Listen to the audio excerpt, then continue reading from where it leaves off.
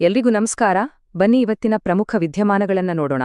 ಇವತ್ತು ನಾವು ದೇಶ, ವಿದೇಶ ಹಾಗೆ ನಮ್ಮ ರಾಜ್ಯದಲ್ಲಿ ನಡೆದ ಕೆಲವು ಪ್ರಮುಖ ಬೆಳವಣಿಗೆಗಳನ್ನ ನೋಡೋಣ. ಅದರ ಹಿಂದಿನ ಕಾರಣಗಳೇನು, ಅದರಿಂದ ಆಗೋ ಪರಿಣಾಮಗಳೇನು ಅಂತ ಅರ್ಥ ಮಾಡ್ಕೊಳ್ಳೋಣ. ಇವತ್ತು ನಾವು ಮೊದಲು ರಾಷ್ಟ್ರೀಯ ಸುದ್ದಿಗಳನ್ನ ನೋಡ್ತೀವಿ, ಆಮೇಲೆ ಅಂತಾರಾಷ್ಟ್ರೀಯ ವಿಷಯಗಳ ಕಡೆ ಹೋಗಿ ಕೊನೆಗೆ ನಮ್ಮ ಕರ್ನಾಟಕದ ಪ್ರಮುಖ ಸುದ್ದಿಗಳನ್ನ ಚರ್ಚೆ ಮಾಡ್ತೀವಿ. ಹಾಗಾದ್ರೆ ತಡ ಮಾಡದ ರಾಷ್ಟ್ರೀಯ ಸುದ್ದಿಗಳೊಂದಿಗೆ ಶುರು ಮಾಡೋಣ. ಮೊದಲಿಗೆ ನಮ್ಮ ರಾಷ್ಟ್ರೀಯ ಸುದ್ದಿಗಳು.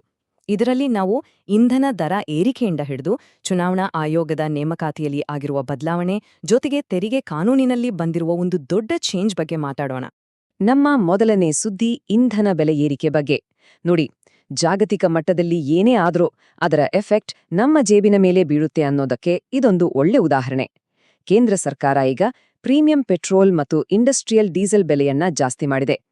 ಈ ಏರಿಕೆ ಎಷ್ಟಾಗಿದೆ, ಇದರಿಂದ ಏನು ಪರಿಣಾಮ ಆಗುತ್ತೆ ಅನ್ನೋದನ್ನ ನೋಡೋಣ ಬನ್ನಿ.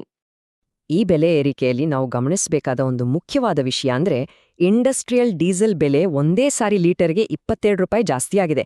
ಅಂದ್ರೆ ಇದು ನೇರವಾಗಿ ಮ್ಯಾನುಫ್ಯಾಕ್ಚರಿಂಗ್ ಸೆಕ್ಟರ್ ಮೇಲೆ ದೊಡ್ಡ ಪರಿಣಾಮ ಬೀರುತ್ತೆ. ಇನ್ನೊಂದ್ ಕಡೆ ಪ್ರೀಮಿಯಂ ಪೆಟ್ರೋಲ್ ಬೆಲೆ 2 ರೂಪಾಯಿ ಏರಿದೆ. ಆದ್ರೆ ಇಲ್ಲಿ ಒಂದು ಮುಖ್ಯವಾದ ಪಾಯಿಂಟ್ ಇದೆ ನೋಡಿ, ಸಾಮಾನ್ಯ ಜನ ಬಳಸೋ ಪೆಟ್ರೋಲ್ ಡೀಸೆಲ್ ಬೆಲೆಯಲ್ಲಿ ಯಾವುದೇ ಬದಲಾವಣೆ ಮಾಡಿಲ್ಲ. ಬಹುಶಃ ಜನರ ಮೇಲೆ ಹೊರೆ ಬೀಳಬಾರ್ದು ಅಂತಾನೆ ಈ ಪ್ರಯತ್ನ ಮಾಡಿರ್ಬೋದು. ಸರಿ, ಹಾಗಾದ್ರೆ ಈ ಪ್ರೀಮಿಯಂ ಪೆಟ್ರೋಲ್ ಬೆಲೆ ಏರಿಕೆಯಿಂದ ಸಾಮಾನ್ಯ ಜನರಿಗೆ ತೊಂದರೆ ಆಗುತ್ತಾ ಅಂತ ಕೇಳಿದ್ರೆ, ಅಂಕಿಅಂಶಗಳನ್ನ ನೋಡಿದಾಗ ನಮ್ಮ ದೇಶದಲ್ಲಿ ಒಟ್ಟು ಪೆಟ್ರೋಲ್ ಬಳಕೆಯಲ್ಲಿ ಪ್ರೀಮಿಯಂ ಪೆಟ್ರೋಲ್ ಬಳಸೋರು ಕೇವಲ 2-4% ಅಷ್ಟೇ. ಈ ಬೆಲೆ ಏರಿಕೆಯ ಬಿಸಿ ತುಂಬಾ ಜನಕ್ಕೆ ತಟ್ಟಲ್ಲ ಅನ್ನೋದು ಸರ್ಕಾರದ ವಾದ. ಒಂದು ಕಡೆ ಬೆಲೆ ಏರಿಕೆ ಆಗ್ತಿದೆ, ಸರಿ, ಆದ್ರೆ ಇನ್ನೊಂದು ಕಡೆ ಈ ಆಯಿಲ್ ಕಂಪನಿಗಳ ಪರಿಸ್ಥಿತಿ ಹೇಗಿದೆ ಅಂತ ನೋಡೋಣ. ಕಳೆದ ಕ್ವಾರ್ಟರ್ನಲ್ಲಿ ಅಂದ್ರೆ ಅಕ್ಟೋಬರ್-ಡಿಸೆಂಬರ್ ತ್ರೈಮಾಸಿಕದಲ್ಲಿ ನಮ್ಮ ದೇಶದ 3 ದೊಡ್ಡ ಆಯಿಲ್ ಕಂಪನಿಗಳು ಒಟ್ಟಿಗೆ ಸೇರಿ ಬರೋಬ್ಬರಿ 23,743 ಕೋಟಿ ರೂಪಾಯಿ ಲಾಭ ಮಾಡಿವೆ.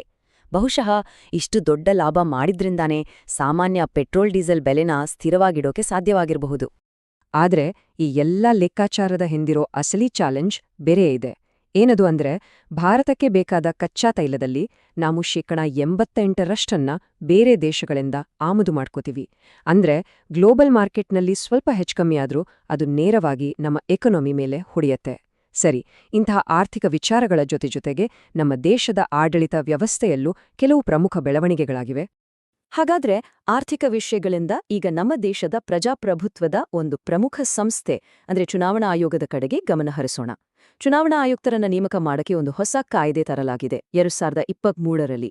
ಈ ಕಾಯ್ದೆ ಸರಿ ಇದೆಯಾ ಇಲ್ವಾ ಅಂತ ಪ್ರಶ್ನಿಸಿ ಹಾಕಿದ್ದ ಅರ್ಜಿಯ ವಿಚಾರಣೆಯಿಂದ ಸ್ವತಃ ಸುಪ್ರೀಂ ಕೋರ್ಟ್ನ ಚೀಫ್ ಜಸ್ಟಿಸ್ ಅವರೇ ಹಿಂದೆ ಸರಿದಿದ್ದಾರೆ.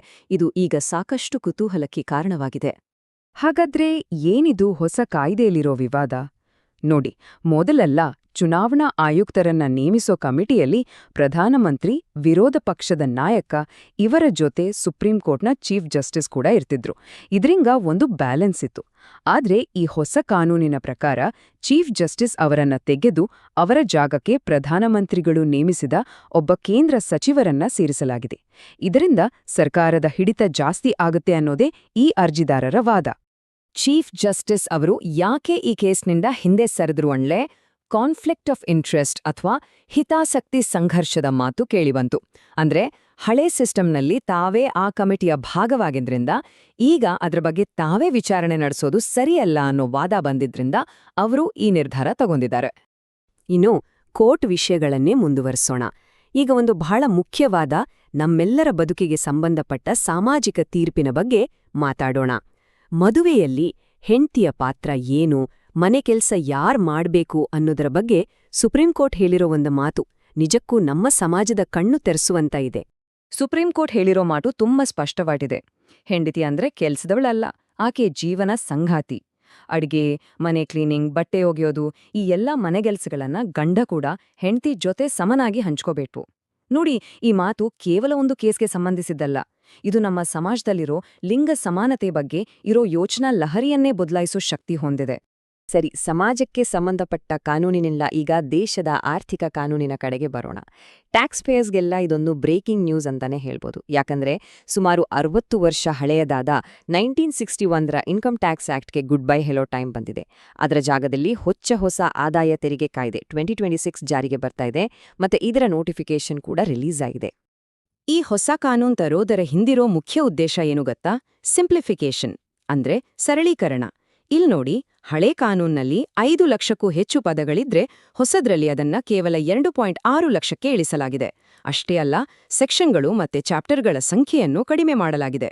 ಒಟ್ಟಿನಲ್ಲಿ ಟ್ಯಾಕ್ಸ್ ಕಾನೂನನ್ನ ಎಲ್ರಿಗೂ ಸುಲಭವಾಗಿ ಅರ್ಥ ಆಗೋ ಹಾಗೆ ಮಾಡೋದೇ ಇದರ ಗುರಿ. ಹಾಗಾದ್ರೆ ಟ್ಯಾಕ್ಸ್ ಕಟ್ಟೋರ್ ಮೇಲೆ ನೇರವಾಗಿ ಏನ್ ಎಫೆಕ್ಟ್ ಆಗುತ್ತೆ? ಒಂದು ಗುಡ್ ನ್ಯೂಸ್ ಏನಂದ್ರೆ HRA ಅಂದ್ರೆ ಮನೆ ಬಾಡಿಗೆ ಭತ್ಯೆಯ ವಿನಾಯಿತಿಯನ್ನ ಈಗ ಬೆಂಗಳೂರಿನಂಥ ನಗರಗಳಿಗೂ ವಿಸ್ತರಿಸಲಾಗಿದೆ. ಇನ್ನೊಂದ್ ಕಡೆ ಸರ್ಕಾರ ದೊಡ್ಡ ಟ್ರಾನ್ಸಾಕ್ಷನ್ಸ್ಗಳ ಮೇಲೆ ಕಣ್ಣಿಟ್ಟಿದೆ. ವರ್ಷಕ್ಕೆ 10 ಲಕ್ಷ ರೂಪಾಯಿಗಿಂತ ಜಾಸ್ತಿ ಕ್ಯಾಶ್ ಟ್ರಾನ್ಸಾಕ್ಷನ್ ಮಾಡಿದ್ರೆ, 5 ಲಕ್ಷಕ್ಕಿಂತ ಹೆಚ್ಚು ಬೆಲೆಯ ಗಾಡಿ ತಗೊಂಡ್ರೆ, ಅಥವಾ 1 ಲಕ್ಷ ರೂಪಾಯಿಗಿಂತ ಜಾಸ್ತಿ ಹೋಟೆಲ್ ಬಿಲ್ ಆದ್ರೆ ಇವೆಲ್ಲದಕ್ಕೂ ಈಗ ಪ್ಯಾನ್ ಕಾರ್ಡ್ ಕೊಡೋದು ಕಂಪಲ್ಸರಿ. ಇದರಿಂದ ಟ್ಯಾಕ್ಸ್ ತಪ್ಪಿಸೋದನ್ನ ತಡಿಬಹುದು ಅನ್ನೋದು ಸರ್ಕಾರದ ಲೆಕ್ಕಾಚಾರ. ಒಂದು ಕಡೆ ದೇಶದೊಳಗೆ ಟ್ಯಾಕ್ಸ್ ಸಿಸ್ಟಮ್ ಬದಲಾಗ್ತಿದೆ. ಅದೇ ಸಮಯದಲ್ಲಿ ಗ್ಲೋಬಲ್ ಲೆವೆಲ್ನಲ್ಲಿ ನಮ್ಮ ರೂಪಾಯಿ ಮೌಲ್ಯ ಒಂದು ದೊಡ್ಡ ಚಾಲೆಂಜ್ ಎದುರಿಸ್ತಾ ಇದೆ. ಅಮೆರಿಕನ್ ಡಾಲರ್ ಮುಂದೆ ನಮ್ಮ ರೂಪಾಯಿ ಒಂದೇ ದಿನದಲ್ಲಿ 64 ಪೈಸೆ ಕುಸಿದೋಗಿದೆ. ಈ ಕುಸಿತದಿಂದಾಗಿ $1ಗೆ ರೂಪಾಯಿ ಮೌಲ್ಯ 93 ರೂಪಾಯಿ 53 ಪೈಸೆಗೆ ಇಳಿದಿದೆ. ಇದು ಇದುವರೆಗಿನ ಅತಿ ಕನಿಷ್ಠ ಮಟ್ಟ. ಇದಕ್ಕೆ ಕಾರಣ ಏನು ಅಂತ ನೋಡಿದ್ರೆ, ಪ್ರಪಂಚದಾದ್ಯಂತ ಇರೋ ಅನಿಶ್ಚಿತತೆಯಿಂದ ಇನ್ವೆಸ್ಟರ್ಸ್ ಎಲ್ಲ ಡಾಲರ್ನಂತಹ ಸೇಫ್ ಕರೆನ್ಸಿ ಕಡೆಗೆ ಹೋಗ್ತಿದ್ದಾರೆ. ಅಷ್ಟೇ ಅಲ್ಲ, ವಿದೇಶಿ ಹೂಡಿಕೆದಾರರು ಇಂಡಿಯನ್ ಮಾರ್ಕೆಟ್ನಿಂದ ತಮ್ಮ ಹಣವನ್ನ ವಾಪಸ್ ತಗೊಂತಿದ್ದಾರೆ.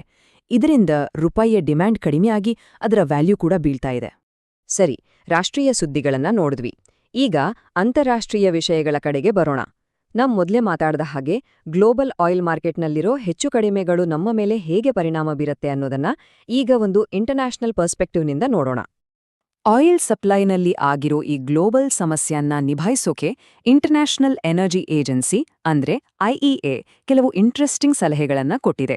ಇದು ಬರೀ ಸರ್ಕಾರಗಳಿಗೆ ಮಾತ್ರ ಅಲ್ಲ, ಪ್ರತಿಯೊಬ್ಬರಿಗೂ ಅನ್ವಯಿಸುತ್ತೆ.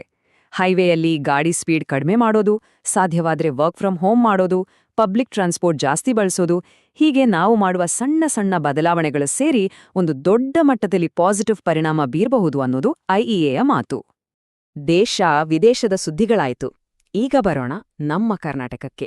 ಇಲ್ಲಿ ನಾವು ಪರಿಸರಕ್ಕೆ ಸಂಬಂಧಪಟ್ಟ ಸ್ವಲ್ಪ ಯೋಚನೆ ಮಾಡಬೇಕಾದ 2 ಮುಖ್ಯವಾದ ವಿಷಯಗಳ ಬಗ್ಗೆ ಮಾತಾಡೋಣ.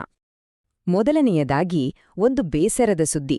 ಚಿಕ್ಕಮಗಳೂರು ಜಿಲ್ಲೆಯ ಕುದುರೆಮುಖ ನ್ಯಾಷನಲ್ ಪಾರ್ಕ್ನಲ್ಲಿ ಕಾಳ್ಗಿಚ್ಚು ಕಾಣಿಸಿಕೊಂಡಿದೆ.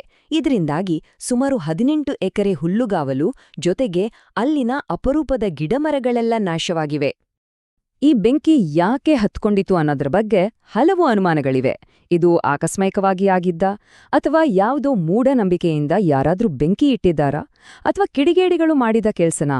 ಅಷ್ಟೇ ಅಲ್ಲ, ಫಾರೆಸ್ಟ್ ಗಾರ್ಡ್ಸ್ ಸಿಬ್ಬಂದಿ ಕಡಿಮೆ ಇರೋದು ಕೂಡ ಇದಕ್ಕೆ ಕಾರಣನಾ ಅನ್ನೋ ಪ್ರಶ್ನೆಗಳೆಲ್ಲ ಎದ್ದಿವೆ. ಸದ್ಯಕ್ಕೆ ತನಿಖೆಗೆ ಆರ್ಡರ್ ಮಾಡಿದ್ದಾರೆ. ನಮ್ಮ ರಾಜ್ಯದ ಇವತ್ತಿನ ಕೊನೆಯ ಸುದ್ದಿ ಡೆವಲಪ್ಮೆಂಟ್ ಮತ್ತೆ ಎನ್ವಿರಾನ್ಮೆಂಟ್ ನಡುವೆ ನಡೀತಾ ಇರೋ ಒಂದು ನಿರಂತರ ಸಂಘರ್ಷದ ಬಗ್ಗೆ. ಕುಡಿಯೋ ನೀರಿಗೋಸ್ಕರ ಎತ್ತಿನಹೊಳೆ, ಪವರ್ಗೋಸ್ಕರ ಶರಾವತಿ ಯೋಜನೆ, ಹೀಗೆ ನಾವು ಅಭಿವೃದ್ಧಿ ಅಂತ ಕರೆಯೋ ಪ್ರತಿಯೊಂದು ಪ್ರಾಜೆಕ್ಟಿನ ಹಿಂದೆನೂ ಪರಿಸರ ನಾಶದ ಭಯ, ಬೇರೆ ರಾಜ್ಯಗಳ ಜೊತೆ ನೀರಿನ ಜಗಳ ಮತ್ತೆ ತೀವ್ರವಾದ ವಿರೋಧ ಇದ್ದೇ ಇದೆ. ಹಾಗಾದ್ರೆ ನಮ್ಗೆ ಬೇಕಾಗಿರೋ ಡೆವಲಪ್ಮೆಂಟ್ ಯಾವುದು? ಪರಿಸರವನ್ನೇ ಬಲಿ ಕೊಟ್ಟು ನಾವು ಮಾಡೋ ಯೋಜನೆಗಳು ನಿಜಕ್ಕೂ ಸರಿನಾ? ಈ ಒಂದು ಪ್ರಶ್ನೆಯೊಂದಿಗೆ ಇವತ್ತಿನ ಈ ಚರ್ಚೆಯನ್ನ ಮುಗಿಸೋಣ. ಇವತ್ತಿನ ಈ ಪ್ರಮುಖ ವಿದ್ಯಮಾನಗಳ ಚರ್ಚೆಯಲ್ಲಿ ನಮ್ಮ ಜೊತೆಗಿದ್ದ ಎಲ್ಲರಿಗೂ ಧನ್ಯವಾದಗಳು. ಮತ್ತಷ್ಟು ಹೊಸ ವಿಷಯಗಳೊಂದಿಗೆ ಮುಂದಿನ ವಿಶ್ಲೇಷಣೆಯಲ್ಲಿ ಮತ್ತೆ ಸಿಗೋಣ.